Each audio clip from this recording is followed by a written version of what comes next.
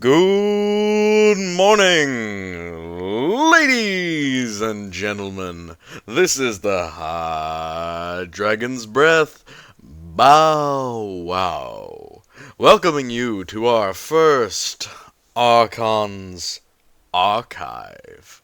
This is the first video of its kind. We'll be going over fields and shield generators and attached things. Let's get right into it, because I have a feeling this is going to be longer than I intended for it to be. So, a lore overview and faction-specific disclaimer. Today we will be going over shields, fields, and various projectors of generally protective fields within 40k, the Imperium in general, etc., etc. However, this is the first archive video. Archive videos are going to be a little bit chiller. It's going to be a lot of me talking about things that are unestablished lore.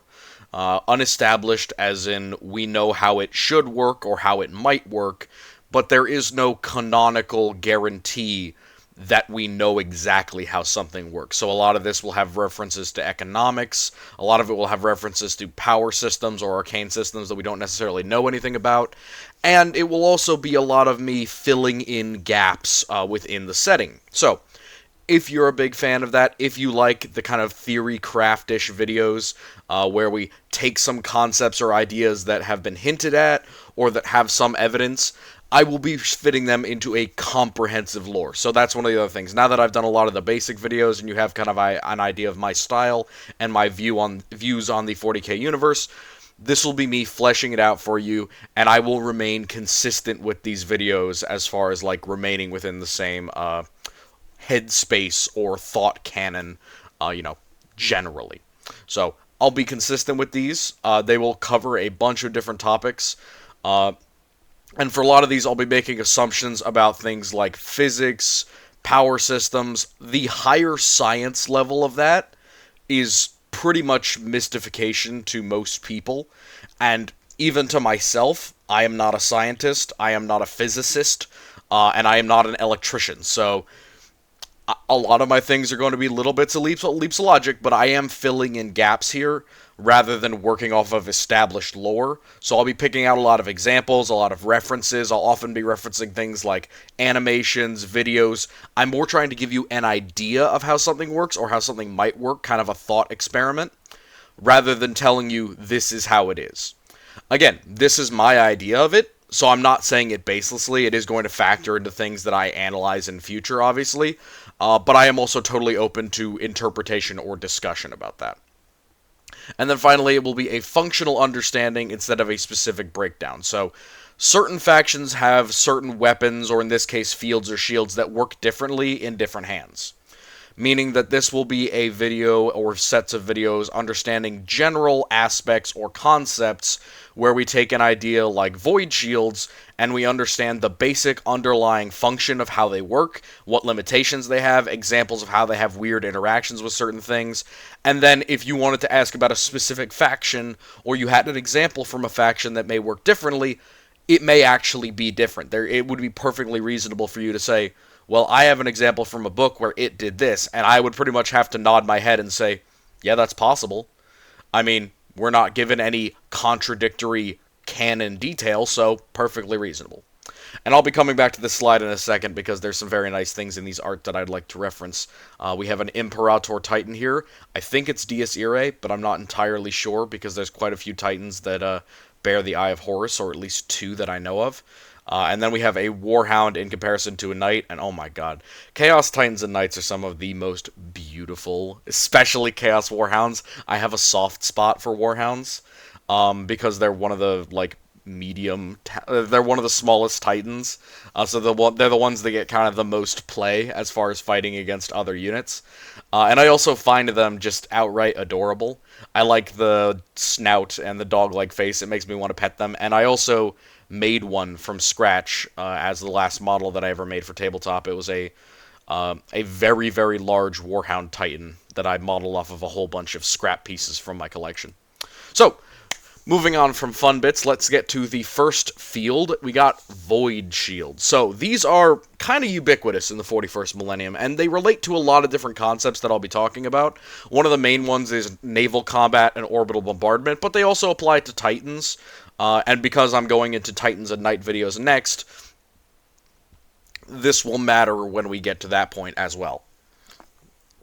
So, Void Shields are the largest available protection by area, and they are also some of the strongest protection available in the Imperium, or any other faction, to be honest. Void Shields are remarkably tough, and considering that they can cover areas that are multiple kilometers in width, they cover a huge area with very effective protection. So, essentially, they work by layering a warp transfer field where an outer layer consumes energy and then either collapses in on itself when it transfers too much energy, or there is diversional collapse. And I'll talk about that in more detail here, but let's talk about consumption of energy first. Or let's talk about layered warp transfer field first. So, Void Shields are a shield. They are semi-luminous / totally invisible, depends on the lore and what scenario they're in.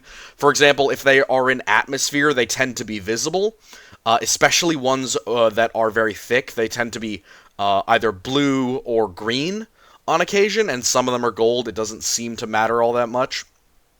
But these fields are projected by very large, very arcane projectors that are pretty much employed or emplaced deep within an Imperial stronghold, or in a hive city, or on a ship or Titan, and then it projects out away from it, requiring no connection or direct, interference or interface between the projector and the source and the eventual shield itself. So it is completely separated from the generator. The generator is just preset up to generate the field in such a way, and then it creates it, and these shields are created with layers. So, I generally have a rule of most Void Shields are set up in layers of 10. So the very simplest Void Shields, the ones used on very small escorts, the ones used in, small orbital stations, and occasionally on smaller, like, Imperial outposts, and also mobile Void Shields, which we'll talk about later, those will have 10 layers. Titans are the only ones that have less than these. Generally, I believe the larger Titans, like the Warlord and the Imperator, will have anywhere between 8 and 5, whereas the Warhound only has 2, and the Reaver seems to have 3 and or 4, depending on which version it is. So, these layers matter a ton. Essentially, the consumption of energy, the actual expression of the Void Shield working, is when something impacts it, whether it is kinetic or energy, the Voids flare, aka they take in the kinetic or chemical energy of this impact, and they dissipate it by transferring that energy arcanely into the warp. So, essentially, the generator for the Void Shield opens up or otherwise shunts a ton of the energy from the void into unreality, out of real space, and into unreal space, into the warp, and it dissipates there without harming the thing that the Void Shield is protecting. This consumes a ton of energy, and it's one of the reasons why giant things like Titans and whole cities and Void ships are the only ones that have Void Shields. They require, enormous banks of plasma batteries is generally the smallest thing that can produce energy for them. For Titans, they have their arcane power systems, which are usually also plasma-based. And then for cities and stuff, they essentially will have rank upon rank upon rank of plasma batteries. That, unlike the generators, which are much more active and work more like an engine, the batteries just store and recycle energy. So you put in hydrogen, it runs through the tubes of the plasma battery, Plasma battery gives off thermal heat. Thermal heat is converted into energy, electricity, and it continues to work like that. We will talk about power systems in another video. That's definitely another archive video. But it's a very interesting thing. Plasma batteries are a little bit unstable, kind of arcane, but they're also relatively common within the Imperium, and repairing, maintaining, and moving them around is a lot less difficult than you might think for something that uses active plasma. And that's because it works like a battery and less like the arcane engine. But for an Imperial ship, it is using the massive power of its actual physical engines, usually in addition to some plasma coils for fuel. And just because of this enormous energy requirement to literally create the shield in the first place, and then tap into the warp to transfer energy out of reality, is a very power-requirous activity. So, very high consumption of energy for void shields. And a couple of theories on how they work exactly, but as you damage the void shield, you effectively remove layer after layer of protection. Now, there's two ways to interpret this. One is that each layer has a certain threshold of damage that it can resist, because it seems to be that one really hard shot, depending on the size, so if it was a planetary one, it might be something like an orbital weapon hitting it, but if it's a Titan, it might be something like a super heavy tank round hitting it, so it depends on size and power consumption, obviously. But once the void is overcome, once it is defeated, essentially, once the energy to transfer energy to the warp is removed, or it no longer has enough, it will trip one of these fuses, one of these engines powering that layer, and it will collapse. Now, it is a question in my mind whether the void shield holds on to the energy until it collapses, and at that point, the collapsing layer is what transfers the energy into the warp, or if the void getting hit immediately begins the transfer of energy.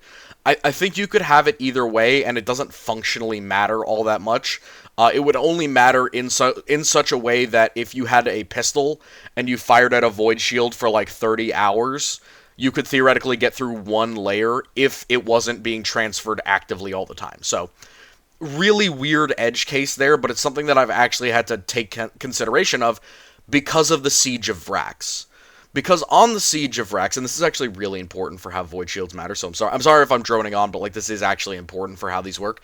During the Siege of Vrax, Hector Rex comes up with a strategy which is essentially to use artillery to overcome the very heavily reinforced void shields that are protecting the Citadel of Vrax. Essentially, the main armament protective housing has a very tough, heavy-grade void shield around it that has thus far protected them from orbital bombardment and kept them from being attacked by the artillery. But the Kriegers have, hundreds of artillery guns and men willing to work day in, day out, and so they're hitting this void shield over and over and over again, overcharging layer after layer and causing them to collapse. And then once they all collapse, it takes a couple of seconds for them to get all back up again, and then they are back at full power. And so he keeps doing it, and each time that he gets to the point where the voids collapse again, it takes slightly longer for them to get back up. Now, it's not clear if that's because the technology itself is getting tired out. Essentially, the fuses that are being reset every time the voids go out are essentially getting more difficult to replace, or they're getting more difficult to set up. Or if that thing, the warp transfer, whatever drive is powering the void shield's actually arcane methods of referring energy into the warp, whether that is getting worn out by the repeated bombardment. So, questionable on that side. But moving on a little bit, just, theory things there. In general, when you break through the last void, then they will start regenerating. Theoretically, you could get multiple void shield generators that could then create layers and layers of voids. This is very rare and is generally only done if there are multiple targets of importance. So, say if you are on a fortress world, you might have one big anti-orbital shield, and then a couple more small shields for like a spaceport, one very large building. Hives can sometimes have this, where they might have an independent void shield over their orbital weapons, or over their starport, or over the central hive spire. It's just kind of a, do you need a backup protective source? And also, it can protect you from different angles. An orbital field might cover a huge portion of the hive from the top, but it might be at such an altitude that it doesn't protect you from artillery. And then in other cases, you will have ones that protect you from artillery, but don't protect the outskirts of the hive. So, layers versus power. This is an important thing. Power generally for the Void Shield is based upon how big the source of energy is. So while the generator itself, or the transfer portion of the Void Shield that takes the energy and puts it into the warp, is one thing, and you could call that the projector or the redirector or whatever you'd like to call it, but the actual power plant, the supply of energy, whether it is the plasma engines or fuse boxes or the arcane engines or the more traditional engines of the Navy, plasma engines, those can increase the actual strength of each layer. So, for example, the Void Shield protecting a Warhound Titan, each layer of it is actually weaker than those protecting an Imperial warship, on average. It may not be a huge difference, but it is a difference, and especially with much larger warships, and even more so with defenses on the ground, like anti-orbital shields. Those could be very, very, very powerful because their systems might be absolutely chock full of power all the time and have no other power draw. For example, the Titan is powering its shield and then its weaponry, its mobility, its auspex, its communications. That puts more strain on the generator, that puts more strain on the machine itself, and can cause power fluctuations and spikes. Same thing with ships. Their engines can power the Void Shields, but they're also powering the ship's mobility, all of its communication systems, lighting, oxygen, all of that. A city, on the other hand, theoretically, unlike a ship in combat or a Titan on the move, can straight up turn off all other electrical output and just give all of the energy to the shield. So there will be times, like during the Siege of Vervenhive, where there's no option to batter down the shield because the amount of artillery that it would take to do it is just downright prohibitive given the sheer power of an entire hive's energy infrastructure being used to power it. Now, on the other hand, the way that you can get around this sometimes is more layers. So, for example, as the Titans get larger, they will have more layers of shields, not only to protect certain areas more so than others.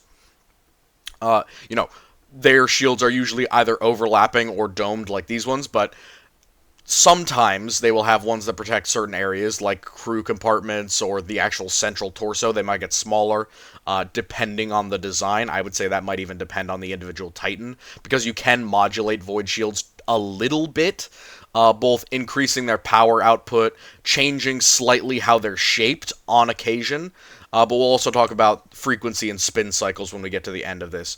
Like I said, this is going to be a longer video because I have so much to talk about with these, especially Void Shields. The other thing that you can do is layers. If you don't have the power infrastructure, if you don't have an absolute ton of energy to dump into it, like a city or like a battleship, the other option would be to make a bunch of layers. Why would you make a bunch of layers? It takes more energy, and it's also more complicated because you need more of those transfer units, those things actually projecting the field and bringing energy into the warp. But it does mean you can take more individual hits if with the trade-off of your shields possibly being lower powered. So it does have some pluses and some negatives, but generally the Imperials tend to go for more power with less layers, because it decreases the complexity. But there are times, especially with certain Imperial ships like battleships, where they have the technology and the effort to go through and make 30, 40 layers of Void Shields that are all relatively tough, so that they can absolutely tank dozens and dozens of hits. One broadside from a Grand Cruiser against another Grand Cruiser is probably going to strip more than half of the layers from the other one, but it will still be alive after and could probably take several hits from smaller vessels as well. So, again, difference there. Do you want more power in the voids but less layers, or do you want more layers that can take individual hits, but they're less powerful in terms of their overall resistance? So, fuse boxes and plasma engines. The reset cycle, or the all the void shields go down, the last layer drops off, and then you have to reset the entire system. I literally treat it like a fuse box. Something in the system breaks when the void shields are broken. So when the last shield is shattered, whatever projector is sending out the field is broken, and the internal pieces, an actual section of the engine or the transfer stage or whatever it is, literally has to be taken out, inspected, and either replaced or reset. And then the entire system has to essentially be emptied, cycled, restarted, and then the shields come back at full power. Now, that can take anywhere from 30 seconds to, like, an hour or more. With the really high-powered systems that have dozens of individual engines, hundreds of individual fuses, a bunch of different plasma components that need to be looked at and taken care of, especially when they're under the control of a lot of fastidious tech priests and things like that, it can be a long time before those shields get back up. And theoretically, they could be destroyed while they're still down. But on Imperial ships, this is kept to a minimum. They do their best to try and get the shields back up again, and on Titans, it's even more important that the shields come back on with some pretty regular speed. So, this whole process, like I said, at absolute minimum, takes a little bit less than a minute. On Vrax, for example, they're absolutely trying to get them back online as quickly as possible, and it goes from being down for a minute to a minute 30 next time, to 2 minutes, and then 5 minutes before the whole system kind of explodes. And this is the other thing. Those fuse boxes and those kind of breakable parts, they can break. They can get damaged and destroyed when the voids get overtaxed and broken. Which means that they need to be replaced, and you need to keep lots of replacements on hand. Now, you can try and repower the voids with damaged or broken pieces, or without all of the pieces put back in place. So you could try and run it at like half power, but that will decrease both the power of the shields, their consistency, and probably decrease the number of layers that you can make. So, dangerous, not including the fact that you are dealing with plasma engines, which can be temperamental, and you really don't want to stress them too much, because that's how you explode. And nobody wants to explode. So, mobile void shield generators, these literally no one has heard of, I'm pretty sure, except for me. It happens twice. Twice during the Sabbat Worlds Crusades, during all those books. 2 times. One of them is during the battles on Fantine. And the other one is during the betrayal of Gaunt at the Temple of the Spires. So at the Temple of the Spires, it's a very arcane machine that is set up to essentially cut off areas of a canyon with void shields and separate the Imperial Guard units from one another. And it works very well. But it's very much arcane. It's been set up by Chaos Forces, or they discovered it. It's not really clear. But it is essentially used to ambush and kind of cut up the Imperial Guard regiment, and then trap them in areas where the Blood Pact or other cultists can just kill them pretty easily, with height advantage and stuff like that. The other situation on Fantine is much more interesting, because it implies that a Void Shield generator can be as small as a doorway, which is very, very interesting. Because that implies either that it is a single layer that is very small and thin, and it's a very specialized generator, or that that technology was developed without Imperial guidance, which I actually think is more likely, because this is very late in the Sabbat Worlds Crusade, and people like Inheritor Asphodel, Anaquinar Sec, have been around for a long time messing around with dark technology, and getting help from both the Dark Mechanicus and from loyalist tech priests that they've managed to kidnap. So, I'll talk about the Fantine one in a bit, but this draws me towards my ultimate conclusion with mobile Void Shield generators.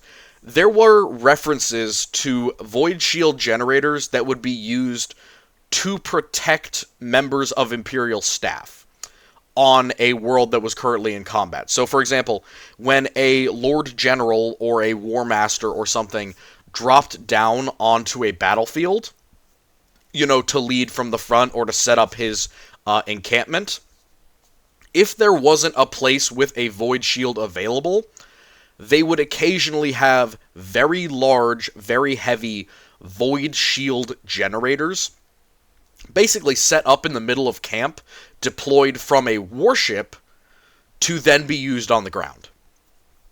Now, these are not really mentioned all that much, but it is theoretically possible. If you can set up a void shield around a city, why can't I set it up around a camp? Answer is the amount of power that it would take would make it unbelievably difficult, and it probably wouldn't be strong enough to do more than give you an opportunity to run for cover. But considering that it's used for very high-ranking officers, again, I'm talking like sector and theater generals, governors, war masters, leaders of crusades, all that kind of stuff, it makes sense because the Imperial Guard are fallible, and they know that theoretically a camp that they set up could be under attack from any number of enemies, with things from like barrages of artillery to random orbital weapons or just unfortunate stuff coming down. They don't want that to kill the dude in charge. So the idea of a crusade or a very large level conflict group having one or two of these mobile field generators might be possible. I'm just going to put that one as might be possible because the only canonical examples we have of void shield generators that are smaller than city or warship or titan sized are from Fantine and from the Temple of Pillars. So, how voids interact with materials. This is complicated. So, on one side, it's not clear if... On one side, aircraft and torpedoes seem to be able to pass right through void shields sometimes. Now, I say sometimes because people cannot walk through void shields. People can't just walk through a void shield, which means that a lot of the time void shields, especially on cities, don't go all the way to the ground. They just go to either maybe 100 feet above the ground or a little bit lower, and they form kind of a dome or a bubble around a city rather than completely encompassing it and like touching the earth. That generally doesn't happen because people can't walk through it, objects can't go through it, generally. The two exceptions are aircraft and torpedoes. Now, there's a reason why I think this is, but another important thing to say is that I'm not sure if aircraft can go through it all the time. Aircraft might have to break their way through, but I think it is also possible that aircraft can penetrate in a way that we'll talk about in a second. But with people, there's a very important interaction that I got to talk about, and this also happens with actual objects as well. So, on Fantine, those small void shield generators that are set up in large doorways in the hive, that are also used to cut off the Imperial Guard and to separate the lead elements from the rear elements so that the Blood Pact can come in and kill them individually. Essentially, it breaks off the head of the spear and then the Blood Pact kill them all. What happens with those is very interesting, because it shows that the generators are on either side of a doorway, pulling power from the hive itself, which is reasonable, but they don't generate in a dome or bubble or anything. They just cut right through the doorway. So they project, and then they cut off the doorway with a basically impenetrable layer of void shielding. Now, the most interesting thing about this happens at the Temple of Pillars as well, is that this initial sparking of the void shield generators cuts a man in half at the waist. So that's a very interesting thing that we didn't know about before that book. Or at least people have a lot of misconceptions about that. People think that void shields will move around or will not interact or will fail to ignite if there's something in the way. It seems that the exact opposite is true. That if something, including vehicles, because at the Palace of Pillars, a Leman Russ, or possibly a Baneblade, but I think it is a Leman Russ or a Chimera, is chopped right in half as these void shields appear and just generate in the place where the Chimera was. It cuts it cleanly in half. And with the guy on Fantine, he is standing in the doorway, and then he takes a step forward, he gets shot in the leg, falls over, and the void shields generate, and it chops him in half. So it seems that when the voids first generate from these smaller kind of horizontal generators that aren't creating a dome or a bubble, theoretically it could be when it creates a dome or a bubble, but that first generation of the field can damage other stuff, which pretty effectively fills in another theory that I had when it comes to ramming vessels that have void shields. So, important thing here. Ships that have void shields can ram each other through the void shield. They don't just bounce off of each other. What happens is that the void shields, the stronger one will break the weaker one, and then the rest of that shield that survives will begin cutting away at the enemy vessel before the allied vessel even comes close to them. However, as it's cutting through, it is cutting like a straight line, like a very cheese cuttery thing. It's slashing right through it. However, this immediately overloads the shield. Each layer that comes through, essentially, breaks on contact with the vessel, but it does manage to do a lot of damage. So, if you slid alongside an Imperial ship with your void shields up, and if theirs were down, your void shields would basically instantly shatter, but you would take a big chunk out of their ship and cut a section of it away. Now, again, the stronger void shield will probably win out, meaning that ramming two ships that have both of their void shields up is kind of a dangerous proposition for both vessels, because if one of them has very strong voids and it gets rammed, it would actually start damaging the ship that was ramming it before the other ship could impact it, but they would both still hit together. So it's a little bit of a complicated interaction where the void shields fight against each other first, then the weaker one breaks, and then the void shield hits the metal of the other ship, starts cutting away at it, like we'll talk about in a minute, like a blade with a spin cycle, and then it overcharges itself, and the two ships touch together for the first time. So, very interesting interaction. Keep that in mind for naval warfare. It will matter, especially when we get to ramming. But for torpedoes and aircraft, I have to apply to the last part of this slide. And I know I've been talking about void shields for a solid brick now. I apologize, but I do want to get all this in one thing, so I don't have to keep explaining how they work, because they are very complicated. So, I have what is called the jump rope theory, or the orbital bubble wave theory is a whole lot less cool than the jump rope theory. And the jump rope theory also applies to the ion shield as well. So, I think that the void shield has an omnidirectional or a constant directional spin cycle. What does that mean? Essentially, the void itself is a wave bubble of energy, and it is rotating at an incredible speed. And as it's doing that, it is picking up energy as it passes by, and that's how it essentially envelops any damage that is coming towards the void shield, and it then does the transfer of energy into the warp. So, this spin cycle explains two things. It explains, one, how the void shield is so damaging to things that it touches, and it also explains why getting close to the void shield, you don't penetrate through it. So the void shield that gets interrupted cuts because that spin cycle, that jump rope, that wave theory is slicing through the target as it's rotating at very high speed, with essentially a buttress of energy protecting it. You know, it's trying to transfer it, but it's essentially getting overmatched and forced to dissipate as it penetrates. Now, this spin cycle is consistent, and it is at a pretty constant rate, which means that there is a frequency. You know, imagine sticking your hand into touch somebody who was using a jump rope. Think of it like that. Somebody's using a jump rope, it's spinning around them at a pretty consistent rate. You could probably reach your hand in and poke them in the shoulder and then pull your hand back out. Now that, I think, is the frequency of the jump rope theory. Essentially, however fast the void shield is moving, there is a window, or there is a frequency at which objects, or at which weapons, equipment, people, etc. can be moving that allows them to pass through.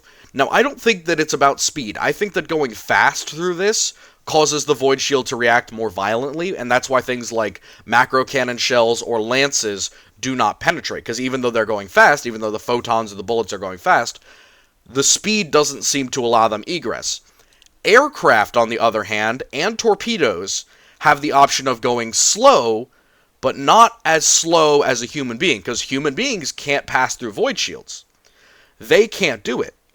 But an aircraft or a torpedo can.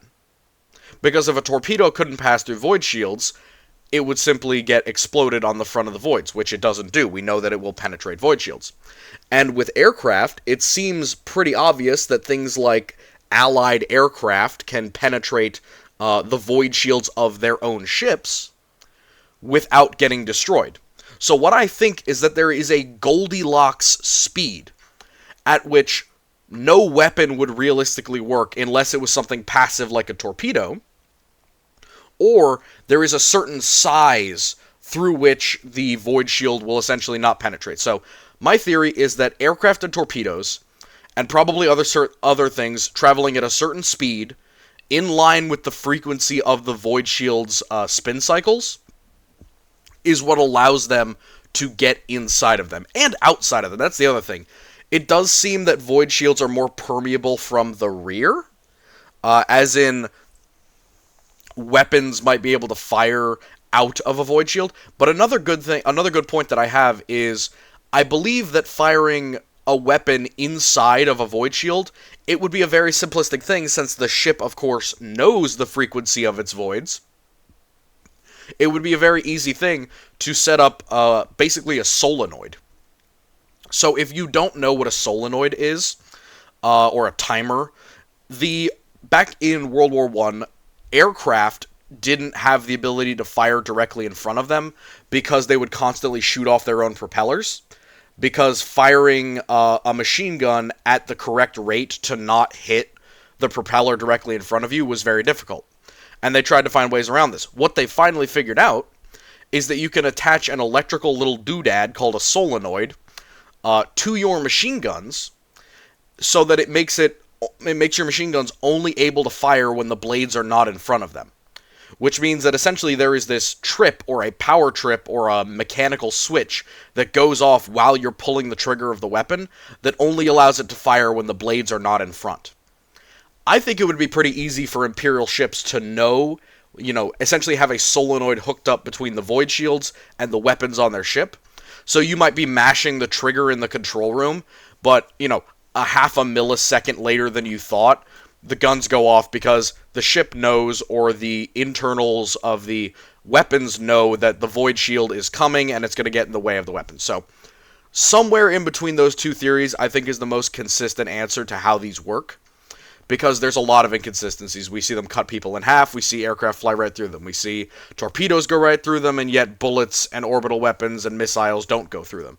So there's got to be a Goldilocks situation, and it's got to be a situation where things like torpedoes and aircraft can get through at like a medium, faster than human or ground vehicle speed, but slower than weapon speed, so slower than a missile, which I think is actually a pretty wide Goldilocks area, but you'd have to be cognizant of it, especially if you were an aircraft pilot, because if you're not smart with how you enter close range with a ship, the void shield will literally smash you like a pancake, basically. So, lovely pictures here. We'll be going over Titans soon in another video, but you can see here enemy fire coming in and hitting the void shield, allied fire going out of the void shield. Again, that solenoid in operation. And then a nice image of orbital bombardment here. We've got some side macro cannons. Not sure if this is 40K, but it looks close enough. Firing down on the planet. I really don't like these images of 40K orbital bombardment with a single dorsal laser, like they're the Covenant from Halo. That's not how orbital bombardment works. It isn't this slow, precise glassing of a planet like the Covenant do. There are some weapons that do that. For example, the bombardment cannon can do that.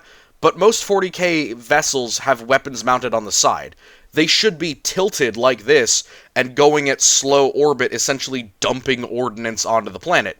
And theoretically, something that they don't show a lot, but what should definitely be happening is these ships should be rotating so that they can fire one side broadside, fire their top weapons, and then rotate until they're upside down and fire the other broadside, and then continue their rotation, allowing you to essentially get constant fire out and use all of your guns to maximum efficiency. So we'll talk about that more when we get to orbital bombardment, which is also going to be part of an archive video on Exterminatus. But with that, Well, let's go back one. So, you can see what I mean here. Look over here at this image, just for 2 seconds. I'm sorry, I keep going on about void shields, but this is one of the most important things about this video, so I really want you to know it.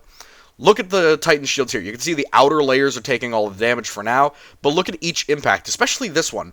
You can see 1 layer, 2 layers, 3 layers, 4 layers of penetration. So it's hitting and then deflecting and penetrating as if it were penetrating through layered armor or like laminated armor. A very interesting image that I think gives you the idea of kind of a layer, multiple thin layers of glass void. Obviously, that's not exactly how it would work, but it's just a very interesting way for me to image you what it looks like. So, moving on to ion shields. A little bit silly here, but this is really... I have to get my mind around how these things work, and ion shields are really weird. So, I call the ion shield the spinning bubble shield. These are ones used by knights, mostly. I'm not sure if there are any other vehicles that use, like, exactly ion shields. I think it might be unique to knights. There are some similar equivalents among other forces, but I would actually argue that they're probably closer to refractor fields than ion fields, or ion shields. And I'll talk to you about why that is when we talk about refractor fields, but ion shields, let's focus on that now. So, the spinning bubble shield.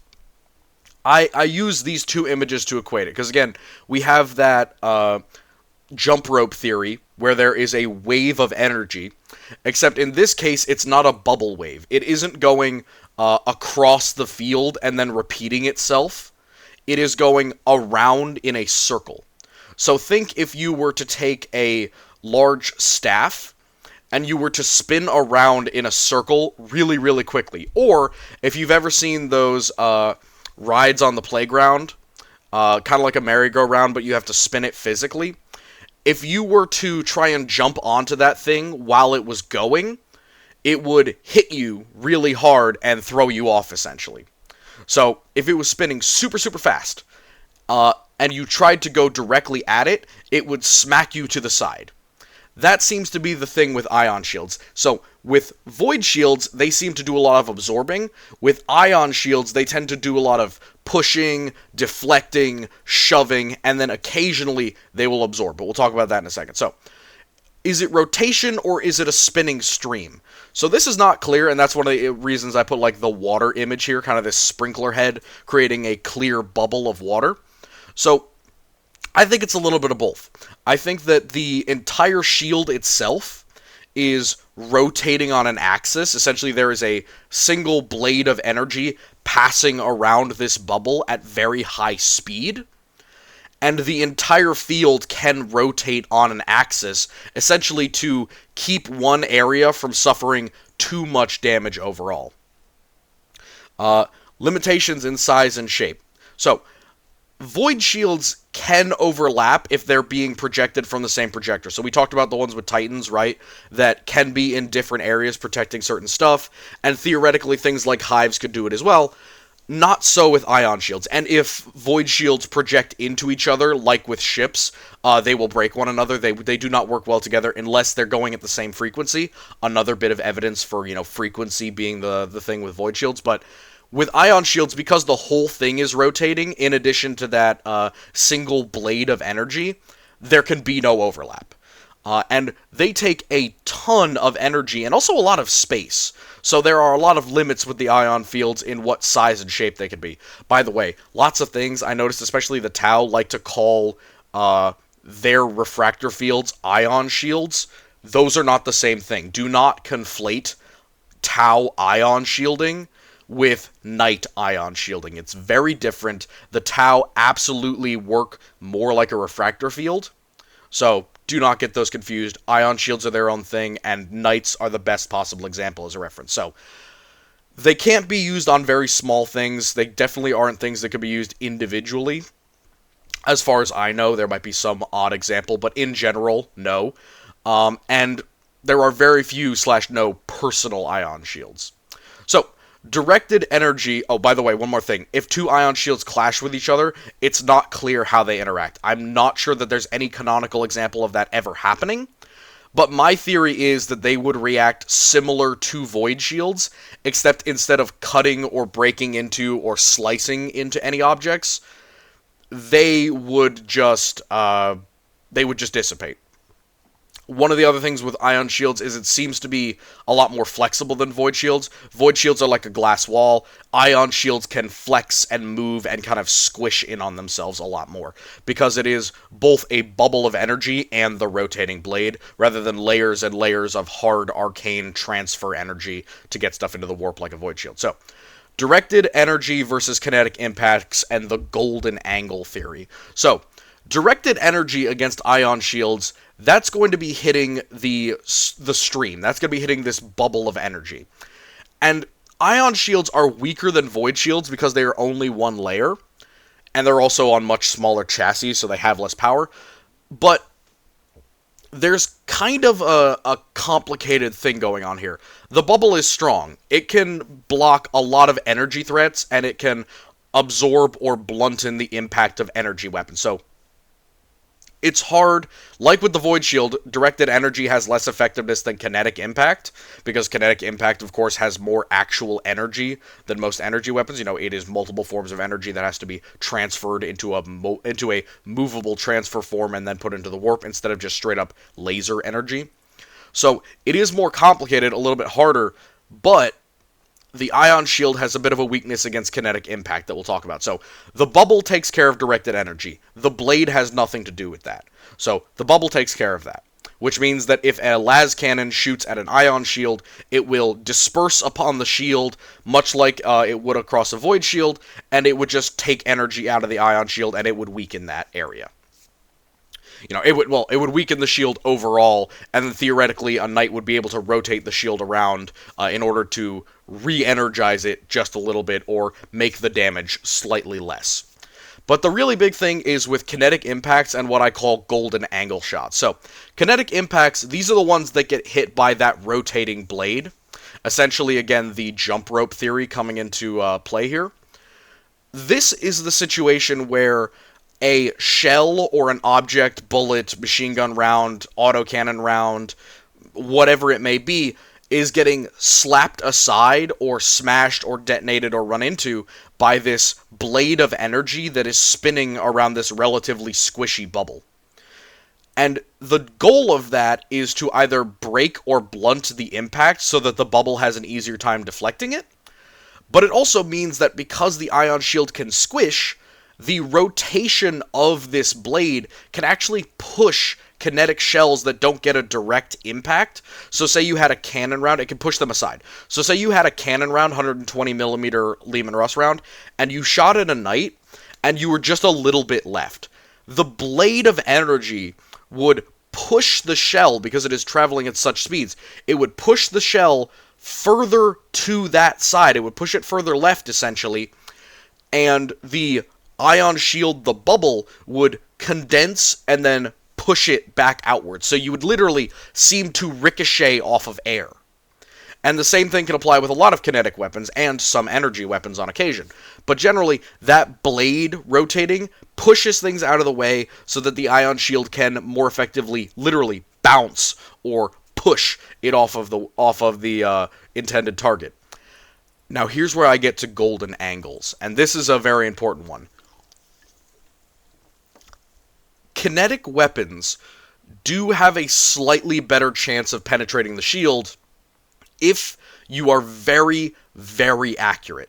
Now, the golden angle theory is essentially the idea that if you hit the ion shield dead on, where the rotating blade of energy doesn't have a chance to push it directly out of the way, you can get the full kinetic impact of your round to detonate upon the ion shield, and that's a very effective way of taking it down, because unlike energy weapons, which kind of get dispersed and then they get absorbed, it's just one thing, energy to energy getting transferred, kinetic rounds have a lot more impact energy against these shields. And because the ion shield is so squishy, it literally pushes into it before it explodes or detonates, and this causes almost like a reverberation effect within the shield, which means that if you get a direct hit with a high enough caliber weapon, you can pretty effectively damage or break down this shielding.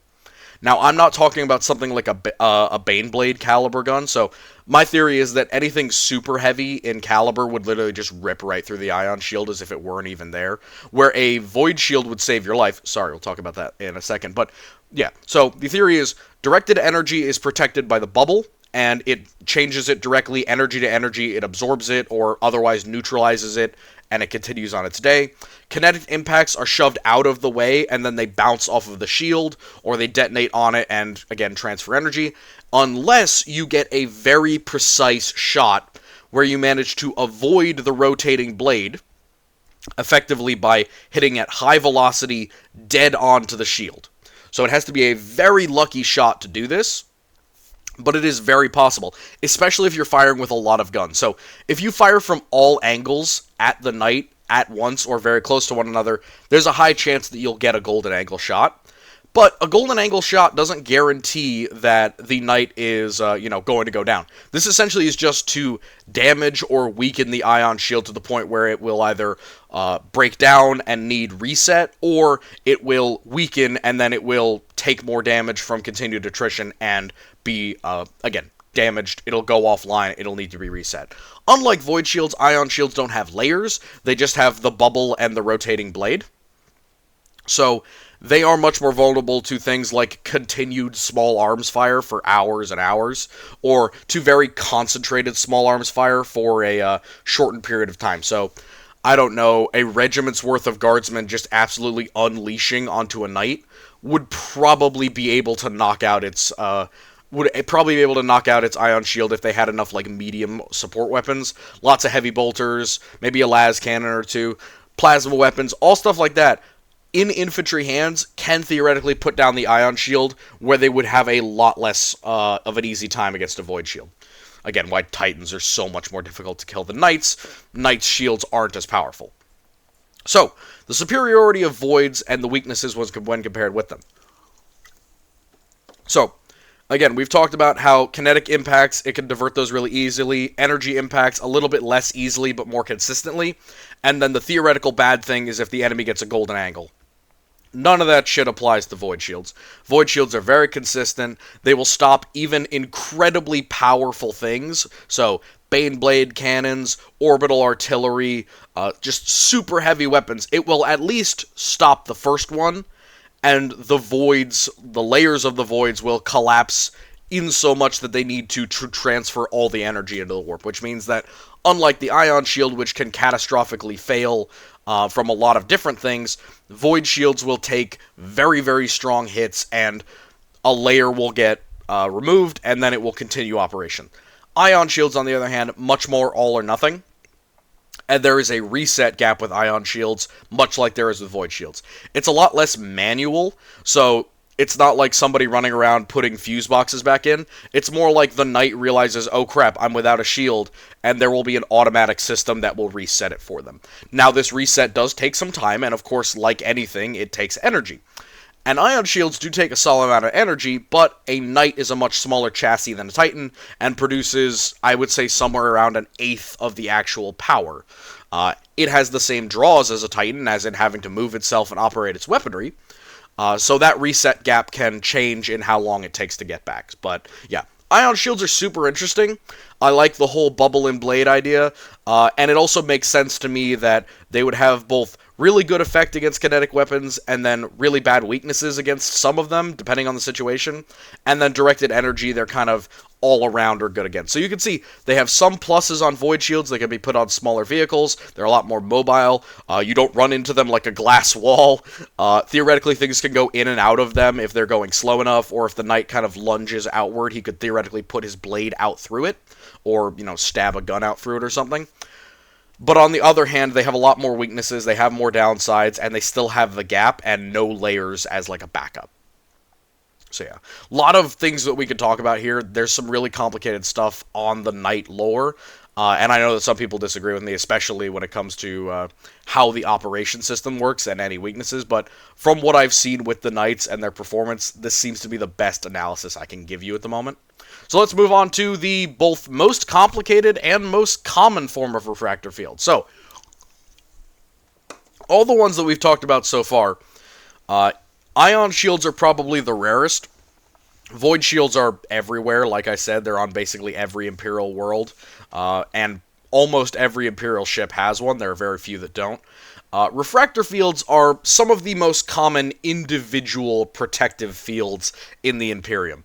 That's not to say that they're everywhere, but when every single Terminator, every single Colonel in the Imperial Guard, a whole bunch of Commissars, and a very large number of Imperial Guard personnel can get a Refractor field, again, the lore states that they are ultra rare and saved for the elite, and yet we see them all the damn time. So I think they're lying to us.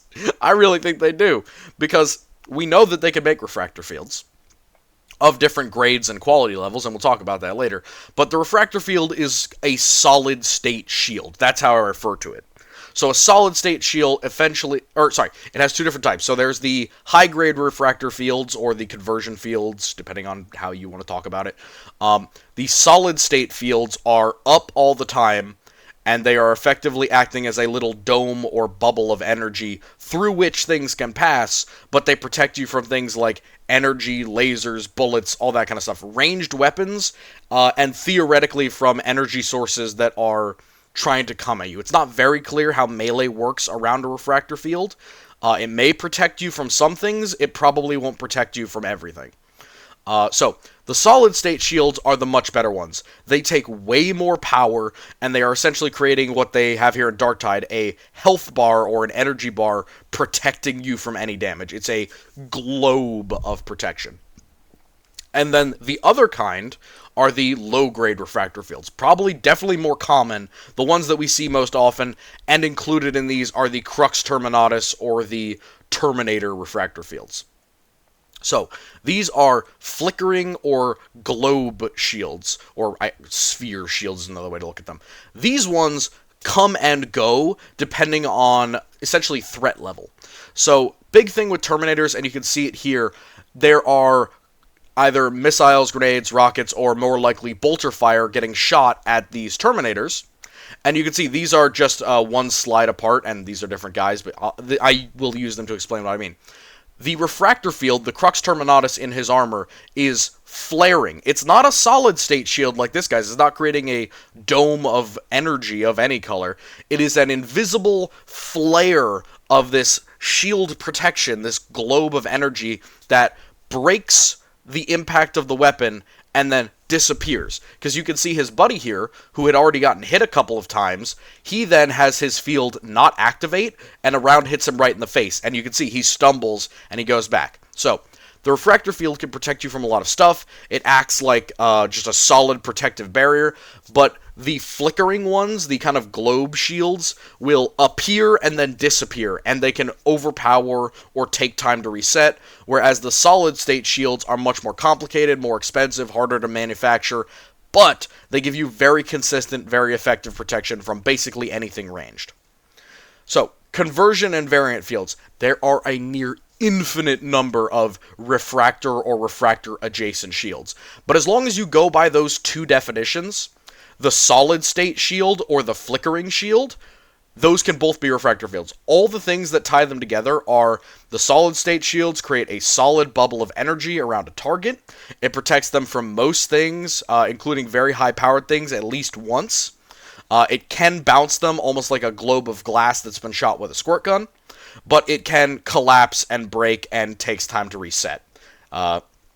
And then on the other hand, the flickering ones, they are jumping out when they sense danger, or when the thing that they're attached to, whether it's armor or auspex, senses danger. You know, a las cannon is being aimed at you, it might come into existence, block it, and then disappear again or shatter.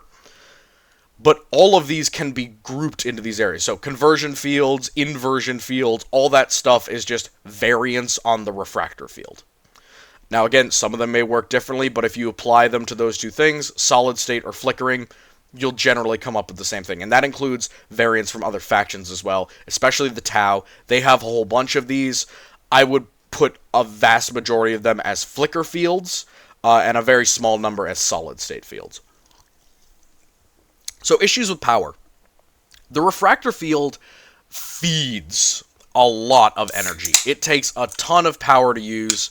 That's why it's generally limited to very specialized units. For example, Space Marine officers will have the Iron Halo or the Golden Halo or whatever it is, and those take power from their armor and act as a flickering field or a solid state field, depending on what book you're reading and what officer we're talking about. But in general, especially the flickering fields take an unbelievable amount of energy, but they can block a ton of stuff. So direct impacts from, or not direct impacts, but indirect impacts from things like high explosives, directed energy weapons, bolt weapons, anything like that, the blast of the flicker field can essentially save your life from that one thing, but they can shatter, and so can the solid state fields. And when the flicker field goes on, it then has to turn off for a certain amount of time before it can turn back on again. So it has like a reset period. The solid state shield stays on all the time, but once it shatters, it also has a reset period. So it has this issue of it needs a lot of power, it needs time to regenerate that power, it needs time to reset once it breaks or turns on and off, depending on the quality level, and then issues with shape and size. So some of them are bigger, some of them are smaller. Most of them are designed to only cover a human-sized, relative, human-sized area. It is a bubble. Generally no more than, 7-8 feet tall by 6 feet wide. Again, like the golden bubble thing that this dude has, I would say he's probably standing about 7 feet tall, and his head is brushing that, but this is also going into the floor. So, if this was adjusted to be even with his feet, I would say that it would probably be reaching up somewhere around 9 feet in the air, which is perfectly acceptable for housing an entire Space Marine. And like I said, some things like melee weapons seem to go in or out. It's not exactly clear how that works, but that means that refractor fields do not like being any shape except for a perfect circle. So, none of the void shields like discs or domes or flat surfaces, and none of the ion shields squishiness. Refractor shield does none of that shit. Refractor shield makes a very solid globe or dome, and it doesn't like doing anything else.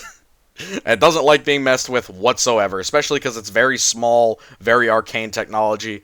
You don't want to mess with it. There are some vehicles that have it larger, but that is also related to them having more power for it. And they're also usually specialty made for them, especially with dreadnoughts. That would be my example for that. So, next one. Deflection, destruction, conversion, or absorption. So, how does the refractor field do what it does? We know that the ion field deflects things, absorbs them, or knocks them out of the way. Void shields either slash or cut into things if they're being deployed or they're hit quote-unquote on the edge, or they conduct energy into the warp before collapsing. How does the refractor field do it? Well, it seems to depend upon the refractor field, interestingly enough. Some of them seem to be able to deflect energy. So if I shot somebody with a las cannon or a bunch of las weapons or a multi-laser or a melt-a-gun, it might spew off to one side as it hits this glass globe, and it could cause it to be completely ineffective and not even transfer the energy. Does it destroy the energy? Now, with the Rosarii and the conversion fields, it's noted that hitting the refractor field causes it to explode in a blast of blinding light. It has this kind of impact or explosion, and then you can see here with this bolt shell, it's clearly destroying or breaking the shell. So does the refractor shatter the impact? Does it, deflect it or shatter it? And the last one, absorption. Does it work like a void shield and take in energy and transfer it somewhere else? My personal theory is that it acts exactly how it looks like it does. It is a glass dome. If you hit it at an angle, it's going to bounce. If you hit it direct on, it's going to shatter or directly absorb the energy and essentially, work like a capacitor or a fuse and prevent it from overheating or damaging you any further. Not sure how it works with fire. Seems to work just fine, but, don't take me on faith with that. I haven't seen it done in a book yet. But I think that generally it depends on where you hit it. But you can think of it very much like a globe of glass. Impenetrable glass, but still glass. So things will slide off of it, they will ping off of it, or they will smash straight into it, destroy themselves, and spend their energy on the protection. Limits and flaws. So, obviously, big limitation is that these are pretty much personnel only, and they are hella expensive. Even if they're not super uncommon, my god, are they expensive. Whew.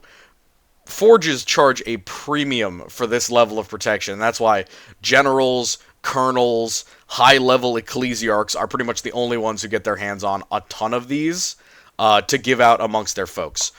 They are findable on, like, the black market or occasionally in storage or somewhere special like that, and the officerial class and the Imperial Guard tend to get some of them, but they also tend to be more of the flickering or the, like, save your life once type deals than anything else.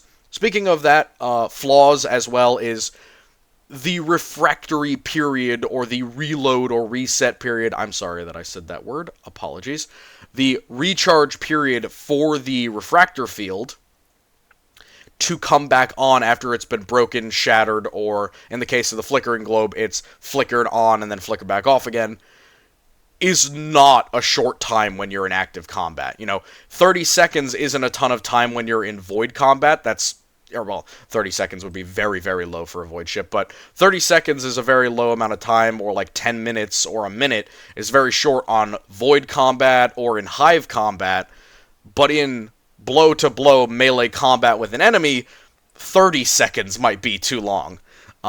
The solid-state fields might take even longer because they take so much more energy in order to remain up constantly, but on the other side, they remain up constantly. So, pros and cons, costs and expenses, all that kind of good stuff. I like refractor fields a lot. They're not my favorites, but they're very nice. Gotta give the Dark Eldar boys some love. I think after reading the lore, this is literally one of my favorite pieces of Dark Eldar tech.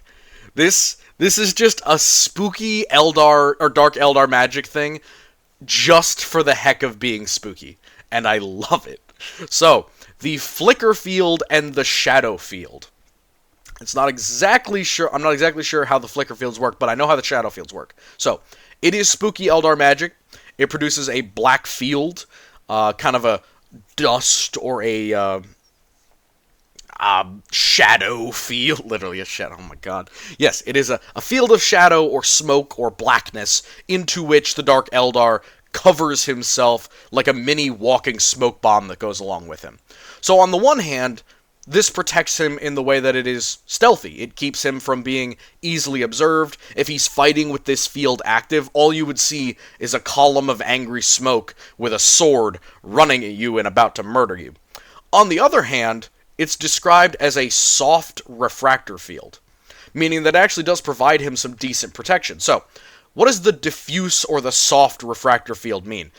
It essentially means that unlike an Imperial refractor field, which is in a perfect circle or a bubble, the shadow field seems to have kind of a molasses effect, where the deeper you go into it, or like a rubber effect, the deeper you go into it, the more resistance the object gets. So instead of hitting it with an impenetrable barrier immediately, it's a lot closer to slowing things down or deflecting them a little bit. And then if they get too close, it will actually reflect them or deflect them like a refractor field. So it can resist a whole lot more diffuse things rather than a whole lot of really hard penetrating direct impact things like a regular refractor. On the other hand, we know that it does actually overload. So this can break down and literally break. It's also mentioned that the Dark Eldar need to keep some level of focus and discipline in order to keep the shadow field up. I'm not sure if that's like an internal thing or if it is some part of their training where they feel like, well, in order to maintain my fighting style without damaging this, arcane, shadowy field that is both protecting and concealing me, I must be very tranquil and concentrated in order to make sure that I don't make a mistake. Flicker fields are pretty much refractors. They basically describe them as they jump in and out of existence to confuse enemy systems and to make it unclear when the Dark Eldar are protected or unprotected. These seem to be on vehicles. Not exactly sure how they work. They don't seem to provide any stealth, and it says that they confuse enemy systems. pretty much no one reads the frequency of any shields in 40k as far as I know. I mean, it might mess with their eyes or possibly mess with things like thermals, maybe a little bit, but I think it's more obvious that the flicker fields are just refractor fields. They're low-grade refractor fields, too. They're not high-grade. So, while I would say that the Shadow Field is more of the high-grade refractor suit for the Dark Eldar, and the Flicker Field is the lower level. Not sure if the Eldar have their own version of the Flicker Field. I'm pretty sure they don't have their own version of the Shadow Field. But yeah, this was just some beautiful art, and I really had to include it, because damn, that's cool! God, I love Dark Eldar. And I was so happy that they had their own specific thing, and it wasn't just, oh, it's just a refractor field. And it's not. It's like a soft refractor field or a squishy refractor field. And I love that, because it bridges the gap between Ion, Shield, and Refractor Field. So, moving on to the last ones. These are going to be a little bit more general, but we're going to talk about some cool stuff from the lore with them. Projectors in general, Psyker fields and Geller fields, and Xenos fields. So, over here, and actually in all three of these, I have a story for each, or at least for two of them. Psyker fields. These are generated protections, so you can see here this bulwark, same thing here, this bulwark of psychic energy that's being used to protect from psychic powers. Interesting thing, those can actually protect you from physical attacks as well. This is in the Gaunt's Ghost series again. We have a Blood Mage who is absolutely furious. She's running at a dude to try and murder him, and the dude just turns on full auto with a las gun and empties 100 rounds into her. And the shield basically blocks like all but 35 of them, and she gets killed before she gets to him. But as a Psyker, you can create this field, whether it is to protect yourself from psychic powers, to push people away, like with these Eldari, or to block lasers, bullets, blasts, things like that. It is a casting, so it's going to take power or energy, but it seems to apply no matter what the Psyker is. So, Chaos Rogue Psyker, probably yes. Imperial Sanction Psyker, definitely yes. Eldari doesn't seem to matter, so all kinds of different things. Geller fields are another thing. Geller fields are like void shields, but all that they really do is create a bubble of reality around a ship. They keep out demons, it keeps out the greater part of warp corruption, but like void shields, they are arcane, and if they're not maintained or taken care of, especially during long warp voyages, they can get weaknesses, holes, etc. that can make them more vulnerable to damage. Projectors and Xenos fields. So Xenos fields tend to just use void or reactor fields. Obviously, they use different technology. Obviously, it's a little bit older, more different. Some of them straight up steal Imperial technology, though, so usually it's about equivalent. And like you saw with the Dark Eldar and with the Psykers, there are other variants of fields that can be generated. And I'm not talking about the actual function of these, because, again, like with all psychic or chaos things, it depends how powerful they are. I don't know. It depends on the Psyker. It depends on their strength. It depends on their concentration. It depends on what they're being shot at with. Interesting thing, it does seem that certain demons can use psychic fields. Now, we see this most often with demons of Khorne, protecting themselves from demonic powers with their armor or with the collars of Khorne. That is theoretically still a psychic field. It's still magic protecting you from magic. But there are other examples. Obviously, there are psychic demons that can use straight-up magic, but there are also examples that we have of demons using particular methods of warp translation or warp travel to avoid damage, essentially. So, teleporting in and out of existence, having little shields around themselves, creating mirages, running so fast that they can dodge bullets, all that kind of stuff. So, all of that boils down to, in this miscellaneous category, I have a lot more examples to give you than analysis to make for you. So, we can talk about this another time, especially when we talk about Psykers, but I think that the Psychic Field is one of those common, relatively easy-to-do spells that anyone from a Rogue Chaos Mage to a standard Imperial Novitiate Psyker would be able to do. Same thing applies for any other Psykers of other species, but with that, yeah, I think that's the end of it. So, I hope this was good and long enough for you guys. I poured out heart and soul into this one. This has been stuff that I've been working on for years and years and years, theoretically, and arguing with lots of people about. So, believe me, I'm ready for the comments. Trust me, I'm here for them, because I've been talking about this with all kinds of people. Lots of people kind of take these fields and stuff for granted. They don't really know how they work, and I've done my best to analyze them here. Enjoy your memes.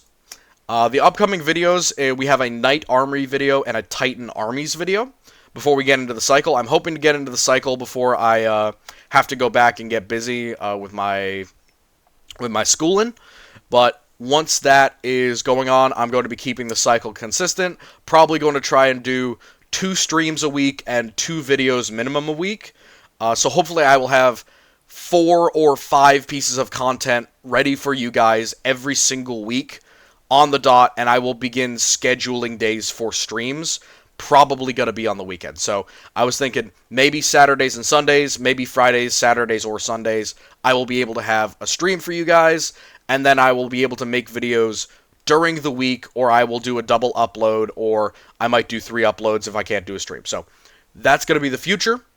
But for the moment, I will wish you all a lovely good night.